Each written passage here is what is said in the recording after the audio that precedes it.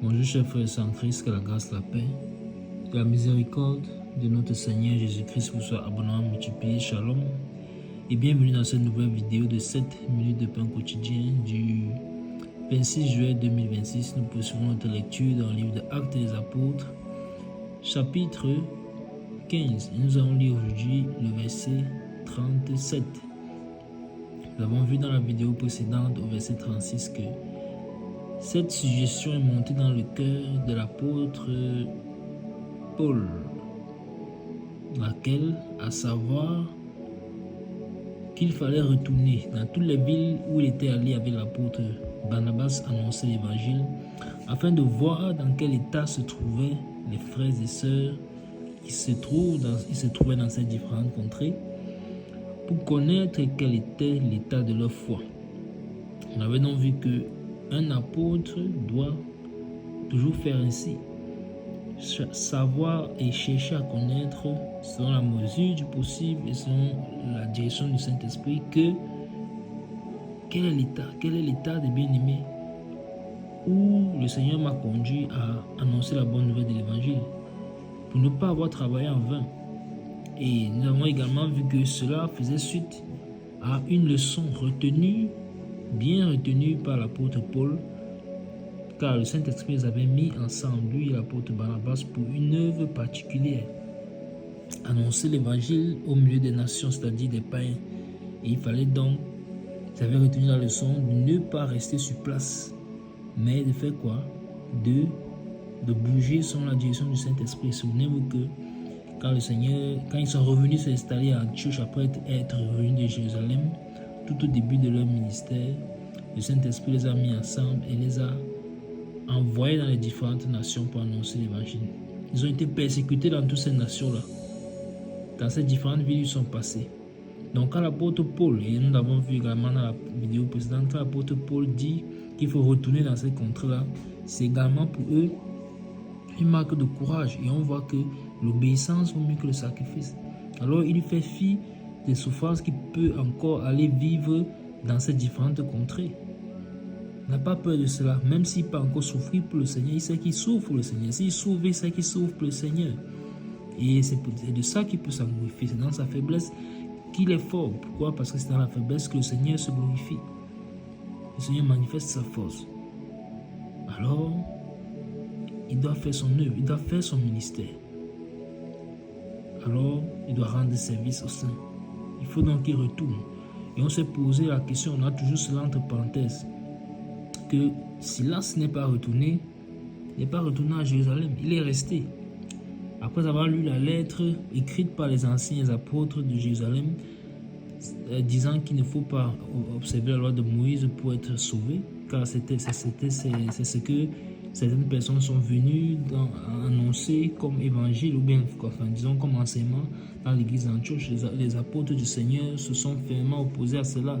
Eux qui ont marché avec le Seigneur et qui ont reçu les enseignements directement de la bouche du Maître et qui en plus de cela ont reçu Saint-Esprit. On avait également déjà vu que ces hommes qui sont venus avec cet enseignement-là n'avaient pas été envoyés par les anciens à Jérusalem, donc ils sont venus de leur propre chef. Donc on n'avait pas toute la connaissance, la révélation. En plus de cela, il n'était pas dans l'agenda du Saint-Esprit. Il n'était pas dans le plan du Saint-Esprit. Il n'avait pas compris l'œuvre du Christ, l'œuvre du Seigneur à la croix.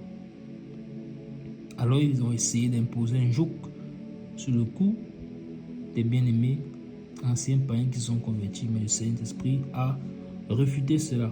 Alors, Silas est resté. Les anciens avaient envoyé Jude et Silas comme délégués afin d'aller lire cette lettre. Ils ont lu la lettre et quand ils ont fini, ils ont œuvré encore en Antioche, mais Jude est retourné à Jérusalem et Silas est resté. Ça, c'est quelque chose que si nous étudions les Écritures, nous allons voir à plusieurs reprises. Celui qui reste toujours, celui qui ne retourne pas, il a une grâce particulière. À plusieurs reprises, nous pouvons voir cela, mais ce n'est pas le temps.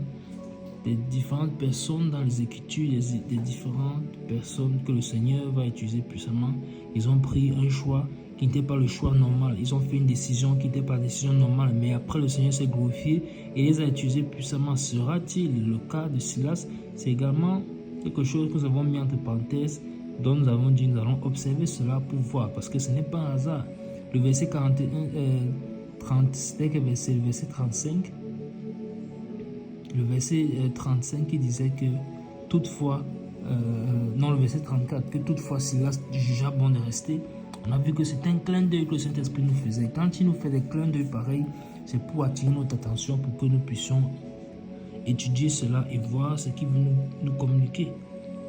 Alors, le verset 37 que nous lisons aujourd'hui dit ceci. Barnabas voulait amener aussi Jean surnommé Marc. Amen. Donc je lis le verset 37. Barnabas voulait amener aussi Jean surnommé Marc. Alors, qu'est-ce que cela nous fait déjà comprendre? Paul dit qu'il faut retourner à Antioche, enfin pas à Antioche, dans tous les contrées, voir les frères et voir dans quel état ils se trouvent. Qu'est-ce qui se passe? Le verset suivant nous dit tout simplement, Barnabas voulait amener aussi Jean surnommé Marc. Voilà encore un autre clin d'œil qui permet de savoir, même sans continuer dans les autres versets, sans continuer la lecture, nous permet de comprendre qu'il y a un problème qui va se poser. Pourquoi?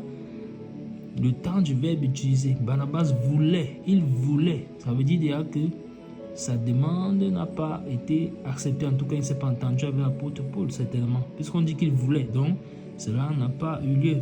Bien, cela il n'était pas d'un même avis là-dessus. Barnabas voulait amener aussi Jean surnommé Marc. Ça, c'est ce qu'il voulait.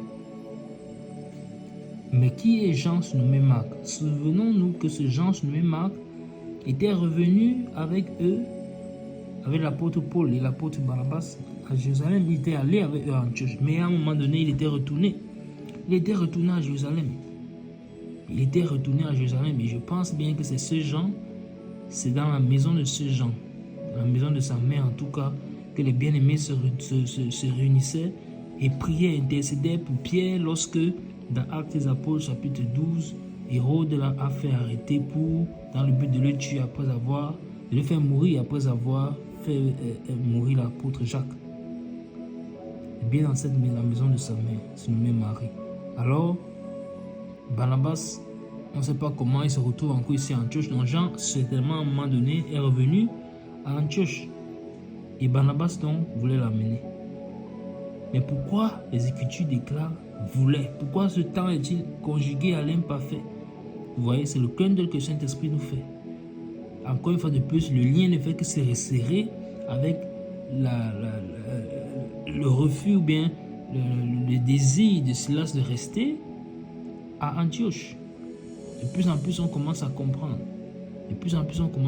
Le Saint-Esprit ne fait que placer les indices, donner quelques éléments du puzzle pour que l'image soit de plus en plus claire. Elle sera certainement encore davantage claire dans la prochaine vidéo par la grâce du Seigneur. Nous arrêtons là pour aujourd'hui. C'était tout pour les 7 minutes de pain quotidien de ce jour. Que la grâce, la paix et la miséricorde de notre Seigneur Jésus-Christ vous soient abondamment multipliées. Shalom.